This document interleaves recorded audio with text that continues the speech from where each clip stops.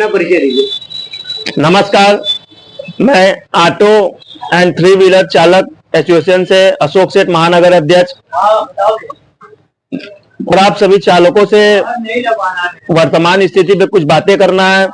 वर्तमान स्थिति ये है हमारे रिक्शा चालकों का कि वो यातायात विभाग हो या आरटीओ विभाग हो, हर जगह एक चालक मुर्गे की तरह पेश हो रहा है।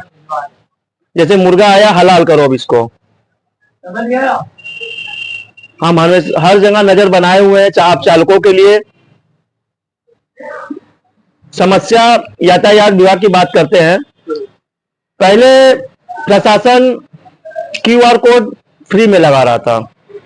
वर्तमान स्थिति यह है कि हमारे ई रिक्शा चालक अगर क्यूआर कोड लगवाने जा रहा है, क्योंकि भाई उसको तो लगवाना है, क्योंकि सम्मानजनक अगर आपको अपना जीवन यापन करना है तो आपको क्यूआर कोड लगवाना पड़ेगा। तो हमारा ई रिक्शा चालक क्यूआर कोड लगवाने जा रहा है, तो किसी से 150 रुपए, किसी से 200 रुपए, किसी से 300 रुपए, ऐसे धन उगाही यातायात विभाग में वर्तमान स्थिति में ये हो रही है। क्या क्यूआर कोड देने के पहले ऐसी कोई बातें थी? नहीं, माननीय एसपी ट्रैफिक महोदय का तो ऐसा कोई वाणी नहीं था, ना उनका कोई वादा था। उनका वादा वाणी यही था कि सभी चालकों को फ्री में क्यूआर कोड लगवाया जाएगा। और कहते हैं ना कि जहां हद से अधिक लोग जुटते हैं, हमारे चालक क्यूआर कोड पे भरोसा जताएं और चालक पहुंचने लगे लगवाने के लिए, तो यहाँ धन उगाही की भी शुरुआत हो गई। 150 रुपए, 200 रुपए, 250 रुपए, 300 रुपए।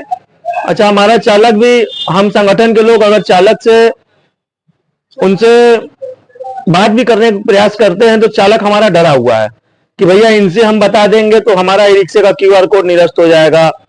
ऐसे भयावह स्थिति में हमारा चालक, ई रिक्शा चालक अपना जीवन यापन कर रहा है। दूसरी चीज, आरटीओ विभाग की बात करें।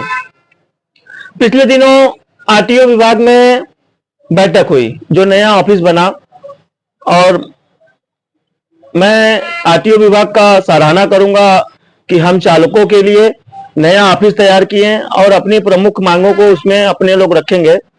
तो आरटीओ विभाग में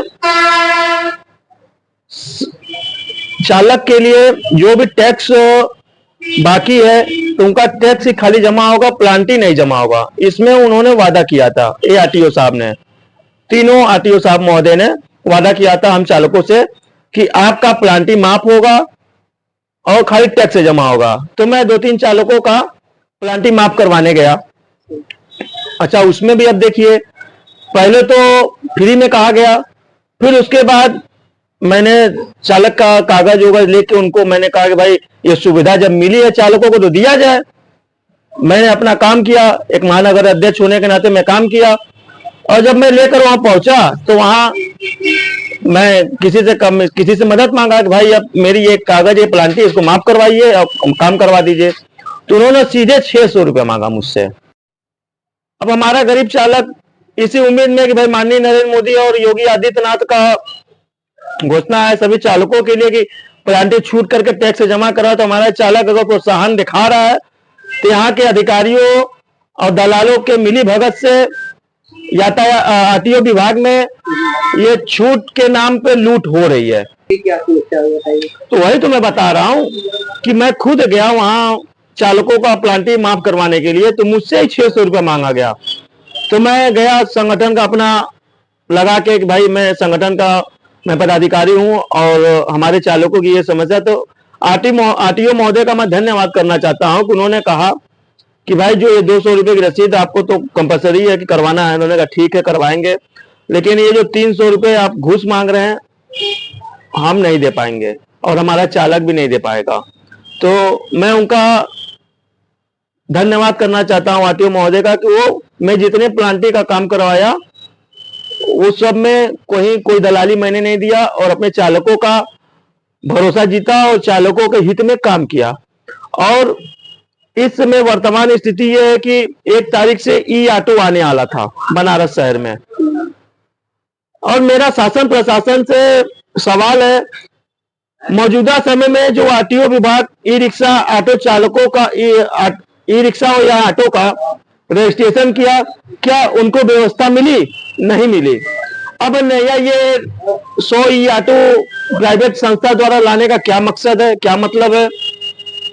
यानी शासन और प्रशासन ये कहीं ना कहीं कितना अधिक धन उगा ले चालक से, इसमें लगे हुए हैं। तो मेरा हाथ जोड़ के विनती है शासन और प्रशासन से, जो हमारे बनारस के निवासी ई रिक्शा चालक है, ऑटो चालक हैं, उनको पहले नगर निगम से ठेका दिलवाइए, नगर निगम से स्टैंड की व्यवस्था की जाए, और जो डेली का शोषण अत्याचार हमारे ई रिक्शा चालक या ऑटो चालक के साथ हो रहा है, वो फिर ई ऑटो आप बनारस शहर में ला रहे हैं, परमिट के साथ लाइए। अगर आप परमिट के साथ लाएंगे तो हमारे किसी भी चालक के साथ दुर्व्यवहार नहीं होगा, और कोई भी यातायात विभाग का छोटा कर्मचारी उनके साथ दुर्व्यवहार, धन उगाही या शोषण नहीं कर पाएगा।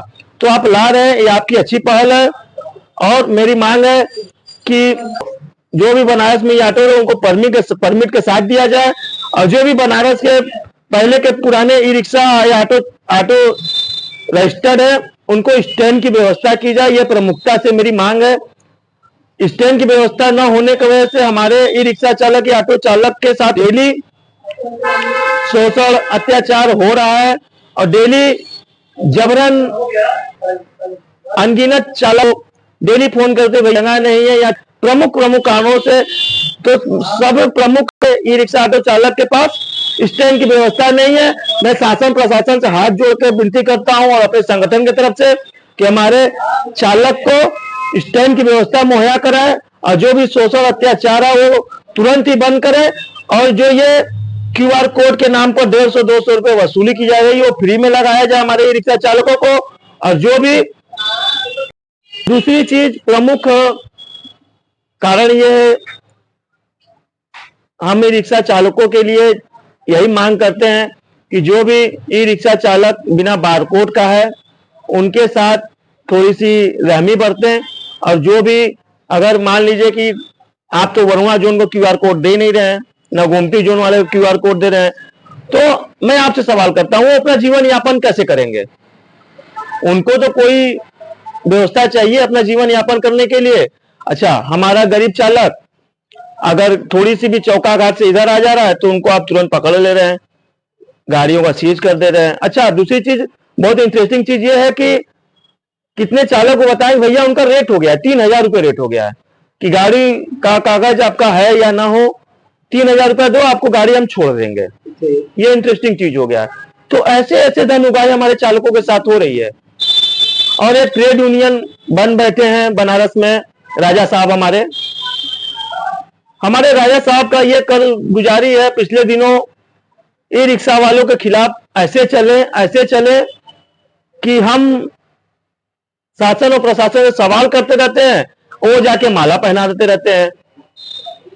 तो भाई, अब अधिकारी भी पढ़े लिखे हैं और उतने बड़े तबके के हैं, तो वो भी समझते हैं कि भाई जो पहले माला पहना रहा है उनकी बात माना जाए। हम तो सवाल करेंगे और करते रहेंगे, क्योंकि हमारे चालकों के साथ अत्याचार शोषण बराबर लगातार हो रहा है, और मैं तो करता रहूंगा।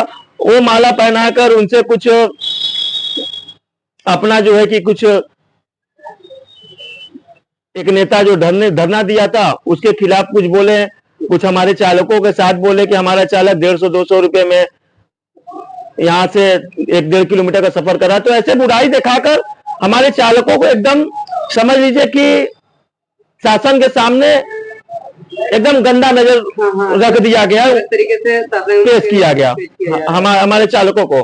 तो भाई शासन प्रशासन तो भाई उठा कि भाई ये माला पहना ही रहे हैं ट्रेड यूनियन के नाम पे, तो लाइए इनका बात मान के और QR कोड लगा दिया है।